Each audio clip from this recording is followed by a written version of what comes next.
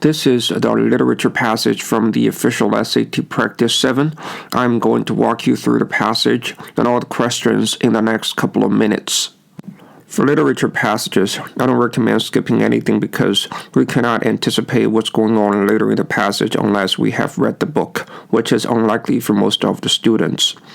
Unlike scientific or history passages, which have a clear and fixed structure, literature's content looks pretty random. First of all, we should read the intro part and pay attention to two things: the background of the story and the relationship of the characters. Here we have this main character, Silas, who was a miser and had lost everything, and his adopted daughter, Abby. I'm not going to go through the entire passage here, which mainly talks about the innocence and vitality of his adopted girl, Abby, who helped Silas recover from the trauma of losing all the gold he held so dear. Personally, I think a vague idea of what's going on in the passage should suffice. If the perfect comprehension of the passage is a 10, I think 8 is good enough for me.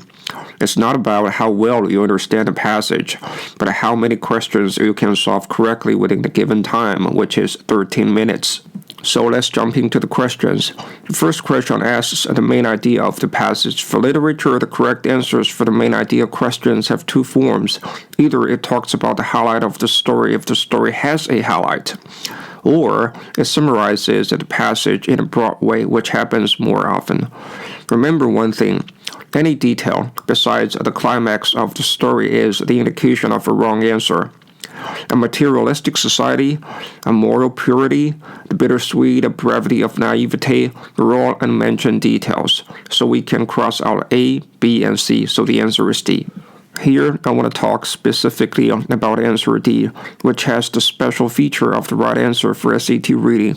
Whenever an answer has those abstract, general words that are broad enough or vague enough to encompass the detail in the passage, usually it is the indication of a right answer. Here the phrase parental love is a good example because in the passage only paternal love, the love father has for his daughter, is described, but the phrase parental love encompasses the paternal love in the passage, so D is perfect.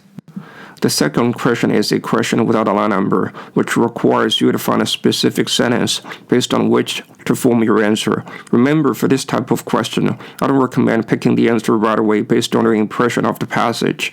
Instead, I recommend going back to the passage and locating that evidence. But how can we locate that evidence quickly?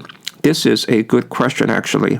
Since the progression of the passage coincides with the order of the questions in SAT, we can roughly predict the location of the desired evidence based on the number of the question. Since each and every passage has only 10 to 11 questions, in this case, the evidence for question 2 would be in the top 1/3 of the passage. This is important because it can not only save you some precious time, but also improve your accuracy during the test. So question 2 asks for the portrayal of Abby. The evidence is here. Line 4 to 9. Abby was a creature of endless claims and ever-growing desires, seeking and loving sunshine, and living sounds, and living moments, making control of everything. So obviously the answer is A, vitality. Question 3 is the same type of question that needs a specific evidence from the passage. And since it is the third question out of the 10 questions of this passage, I think the evidence should also be at the top 1/3 of the passage.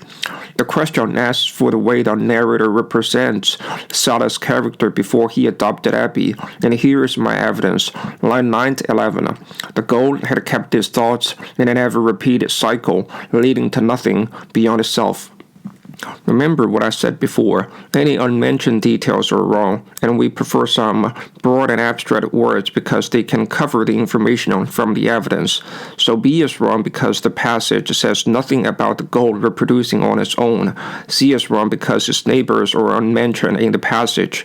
D is wrong because the passage says nothing about his inability to recall life before Abby.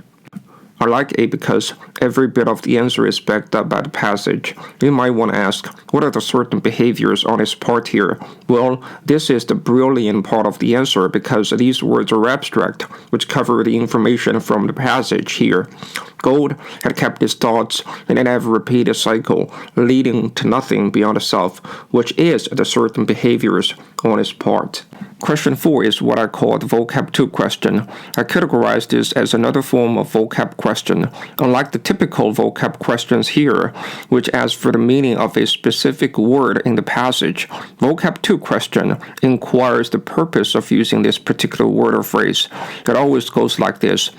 The author or narrator uses the phrase or word in order to. There are 2 steps to follow here. First, to find the answers that are pertinent to the given phrase. Sometimes this step alone will lead us to the right answer. The phrase making trial of everything is only pertinent to being curious, so the answer here is B. I'll explain the second step when we encounter some complicated vocab 2 questions. These 2 questions are related command of evidence questions. Question 6 asks you to find the best evidence to support the answer you pick for question 5. As I said in previous videos, I always locate the evidence first, based on the line number rule, which I will explain later in other videos. We have the line number 7 here in question 4, and line number 52 in question 7, which means 85% of the chances the right evidence for question 6 should be within this range, which means A, B, and C hold 85% of the chances to be correct, while D only holds 15% of the chances. I'm not saying that D is definitely wrong. All I'm saying is that I will consider evidence A, B, and C first. Then we know that the evidence should be related to the previous question. So in this case, it should be about the consequence of Silas adopting Abby. Evidence A doesn't mention Silas at all. Evidence C has no consequences. Evidence B, on the other hand, is perfect, which talks about the consequence of adopting this girl. Abby forced his thoughts onward and carried them far away from their old eager pacing, and carried them away to the new things, which means that the adopted girl Abby makes Silas get out of the frustration and gloomy spirit of the past and let him embrace the new things of the coming days. Since we have locked in evidence B for question 6, the answer for question 5 is crystal clear. D. Question 7 is about the function of the second paragraph. It is a question with a given reference line number or paragraph number. Whenever the reference line number is given, usually I don't check the information beyond the given location. That is to say, I only check the information within the given reference line number. The reason is that any unmentioned detail in the answer is wrong, and by reading more than intended, I might get unwanted information instilled in my head, which might lead to the wrong answer. So let's check line 30 to 52. Whenever the weather is nice, Silas would take her daughter to the field where flowers grew, and Abby would pluck the flowers and bring the flowers to Silas, which makes Silas become more conscious of the beautiful nature again. With this information in our mind, we can immediately cross out B and D because there is no sacrifices or alteration in the relationship here. I'm hovering between A and C. This is the tricky part of the SAT reading. There are always 2 confusing answers left. All you have to do is check the given line number again and see if there is any word or information in the answer that the passage doesn't mention. By doing so, I noticed the word particular moment in choice A, but in the second paragraph, it clearly says whenever the sunshine grew strong and lasting, which means there are multiple times, not a particular moment. So A is wrong. I pick C. Remember, any unmentioned detail in the answer is wrong. Questions 8 and 9 are related command of evidence questions. Like what I did in questions 5 and 6, I like to pick the evidence first. I use the line number rule here first.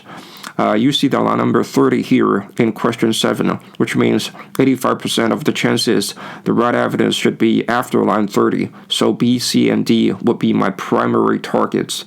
then I know that the correct evidence should be related to the question being asked. In other words, it should be about the connection between Solace and Abby.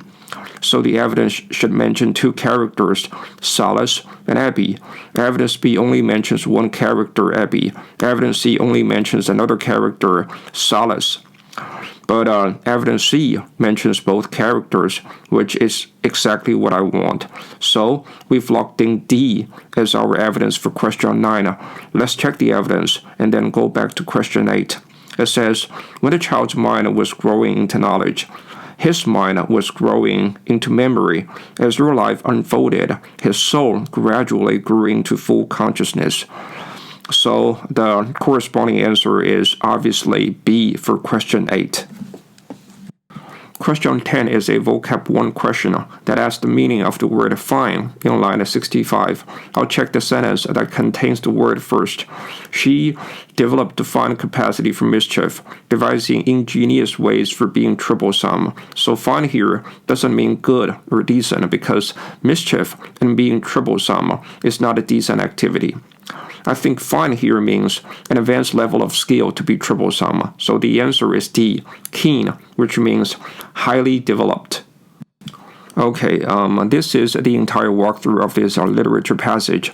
I'll leave the link to download the material down below. I hope you guys like this and find it useful. Please drop a like and subscribe to my channel. I'll put more useful videos about SAT in the future. In the meantime, stay awesome. Peace.